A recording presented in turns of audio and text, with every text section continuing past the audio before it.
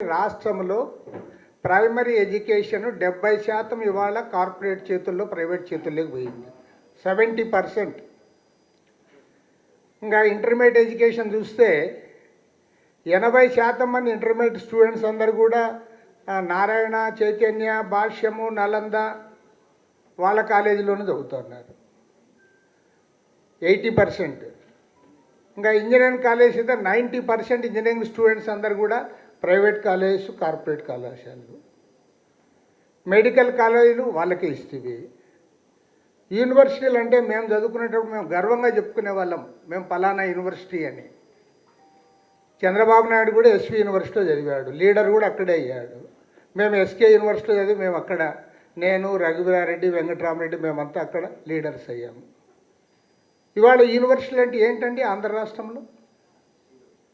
ఆంధ్ర రాష్ట్రంలో యూనివర్సిటీలు అంటే కేఎల్ యూనివర్సిటీ, గీతం యూనివర్సిటీ, ఎస్ఆర్ఎం, విఐటి. అసలు మన కేఎల్ యూనివర్సిటీలో చదువుతున్న స్టూడెంట్స్ నాగార్జున యూనివర్సిటీలో దీనికి 10 times అక్కడ చదువుతున్నారు. నువ్వు ప్రతిష్టాత్మకమైన ఆంధ్ర యూనివర్సిటీ, ఎస్వి యూనివర్సిటీ వాటిని కూడా నామరూపాలు లేకుండా చేసి పారేశావు. దాదాపు 3900 టీచింగ్ పోస్టులన్నీ కూడా ఖాళీగా ఉన్నాయి. అసలు కొన్ని డిపార్ట్మెంట్స్ ఒక్క లెక్చరర్ కూడా లేడు, ఒక్క లెక్చరర్ కూడా. కానీ ఒక్కటి మొన్న ఏదో అనంతపురం పోతే చెప్పినారు, ఒక డిపార్ట్మెంట్లో మాత్రము స్టూడెంట్ ఒక అమ్మాయి ఉంది, స్టాఫ్ 5 మంది ఉన్నారు. స్టూడెంట్ పాపం ఒకరే, అమ్మాయి ఇంకా అల్లాడిపోతుంది 5 మంది టీచింగ్కి. ఇంత అధ్వానంగా పెట్టుకొని నువ్వు నాశనం చేస్తూ ఉన్నావు. పక్కా నాశనం ఇది. ప్రైమరీ ఎడ్యుకేషను వారికి, ఇంటర్మీడియట్ ఎడ్యుకేషన్స్ వాళ్ళ చేతుల్లోనే, ఇంజనీరింగ్ కాలేజీలు, యూనివర్సిటీలు, మెడికల్ కాలేజీలు. ఇక టూరిజం డిపార్ట్మెంట్లో 22 హోటల్స్ ఉంటే ఆ 22 హోటల్స్ ప్రైవేట్కి ఇస్తూ ఉన్నావు. విశాఖ స్టీల్ ప్లాంట్ పోరాడి సాధించుకున్న ఫ్యాక్టరీ 32 డిపార్ట్మెంట్లు ప్రైవేట్కి ఇస్తూ ఉన్నావు. నాకు అర్థమే కాలే. నువ్వు మొత్తము విద్యారంగము, వైద్య రంగము, ఇండస్ట్రీసు, టూరిజం కార్పొరేషన్ అన్నీ కూడా ప్రైవేట్కి ఇచ్చిన తర్వాత నువ్వు ఏం పరిపాలన చేయాలనుకుంటున్నావు నేను అడుగుతాను. పరిపాలన ఇదేని చేస్తావు, వాళ్ళకు ఊడిగం చేస్తావు అంతే. వాళ్ళకు ఊడిగం చేయడానికి నీలాంటి ఒక సీనియర్ లీడరు, ముఖ్యమంత్రి అవసరమా అని నేను అడుగుతా ఉన్నా.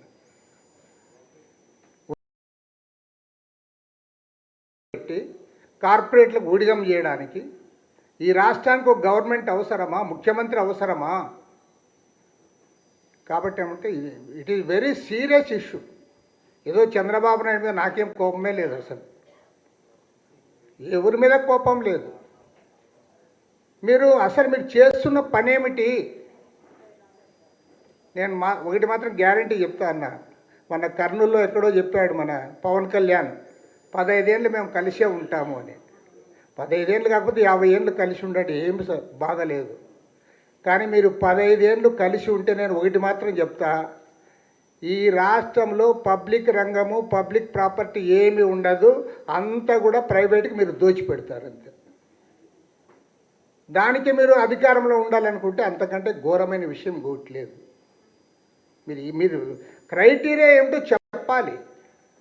మేము అధికారంలోకి వచ్చిన తర్వాత విద్యారంగాన్ని ఈ రకంగా అభివృద్ధి చేశాం, వైద్య రంగాన్ని ఈ రకంగా అభివృద్ధి చేస్తూ ఉన్నాం, ఉపాధి చూపుతూ ఉన్నాం, ఉద్యోగాలు తెస్తున్నాం, తర్వాత హ్యూమన్ ఇండెక్స్ ఏదైతే పలానా రంగాల్లో మేము ముందుకు తీసుకుపోయినామని మీరు చెప్పాలి. మీరు అది చెప్పకుండా ఎంతసేపు ఇప్పుడు గూగుల్ తెచ్చినారంటే మంచిదే, మేము ఎవరు కాదనం, మేము వెల్కమ్ చెప్తాం. కానీ అవుట్ ఆఫ్ ప్రపోర్షన్ మీరు ప్రచారం చేసుకొని దాని చుట్టే తిప్పి అసలైనవి ప్రభుత్వంలో ఉన్నవన్నీ కూడా మీరు ప్రైవేట్కి అప్పచెప్తాం, కార్పొరేట్లకే అధికారం ఇస్తామంటే ప్రజలు హర్షించరు. విద్యా వైద్య రంగాన్ని టోటల్గా డబ్బు చుట్టూ తిప్పుతూ ఉన్నారు. రాజకీయ రంగాన్ని ఆల్రెడీ డబ్బుకి ఇచ్చేసారు. ఇంకా నేను గ్యారంటీ చెప్తాను, 175 అసెంబ్లీ నియోజకవర్గాల్లో డబ్బు పెట్టకుండా, కనీసం మినిమం 10 కోట్లు ఖర్చు పెట్టకుండా ఎవడు ఎమ్మెల్యే అయ్యే పరిస్థితి లేదు. ఇక్కడ 30-40 కోట్లు ఖర్చు పెడుతున్నారు ఆల్రెడీ. నువ్వు రాజకీయ రంగాన్ని, వైద్య రంగాన్ని, విద్యారంగాన్ని, అన్ని రంగాలను కూడా ప్రైవేట్ పరం చేసి, డబ్బుమయం చేసి, డబ్బు చుట్టూ తిప్పి అదే అభివృద్ధి అనుకోండి, దాని గురించే మాట్లాడండి, నీకు అనుకూలంగా అంతా మీడియా ఉంది కాబట్టి మీడియాను కూడా దాని చుట్టే తిప్పుతాం అంటే తప్పు, ఇది చాలా తప్పు.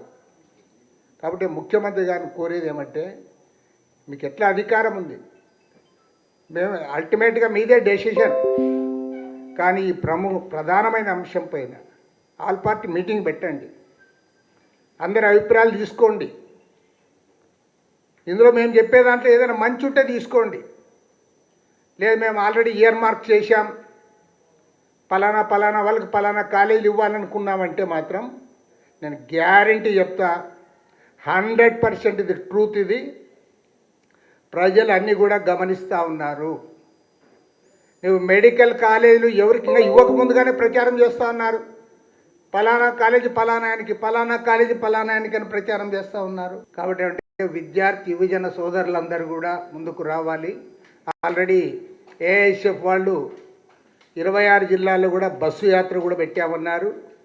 విద్యార్థి యువజన సంఘాలు, మేధావులు, రాజకీయ పార్టీలు అందరం కూడా కలిసికట్టుగా ముందుకు సాగాలి, తప్పకుండా నిలువరించాలి. నేను గ్యారంటీ ముఖ్యమంత్రి గారికి మాత్రం కూడా చెప్తా ఉన్నా, అధికారం ఉంది, అధికార యంత్రాంగం ఉంది, పోలీసు ఉంది, తద్వారా ఉద్యమాలను అణచాలని అనుకోవచ్చు, కానీ ప్రజలు గమనిస్తూ ఉన్నారు. గతంలో కాంగ్రెస్ ప్రభుత్వం పేరు కూడా చెప్తా ఉన్నా, ఎన్ జనార్దన్ రెడ్డి ముఖ్యమంత్రిగా ఉన్నప్పుడు ఇదే రకంగా ప్రైవేటేషన్కు పాల్పడినాడు ఆయన. దాని పర్యవసానం తర్వాత వాళ్ళు అనుభవించారు. మీరు కూడా అదే దారిలో పోతూ ఉన్నారు. పైగా పీపీపీ అని ముద్దు పేరు పెట్టినావు, దానికి ముద్దు పేరు, అది 3 సార్లు కిస్ ఇచ్చినట్లుంది. అది నువ్వు పీపీపీ అంటే పాపం కామన్ మ్యాన్కి ఇదేందో చేస్తున్నాడులే అంటావు. చంద్రబాబు నాయుడు అది ఏదో చేస్తున్నాడు పాపము, అన్నీ అభివృద్ధి చేస్తున్నాడు.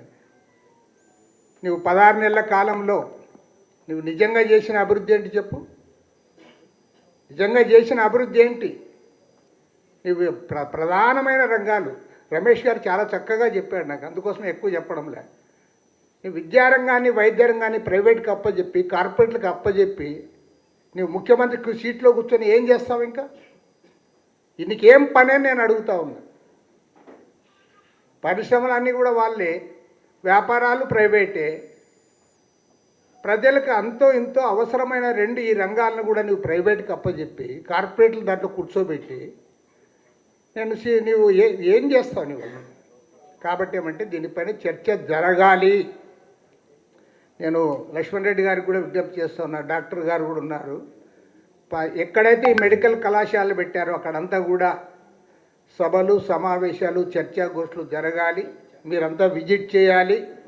మా పార్టీ తరఫున సంపూర్ణంగా మీకు సహకరిస్తామని మనవి చేస్తూ సెలవు తీసుకుంటాం.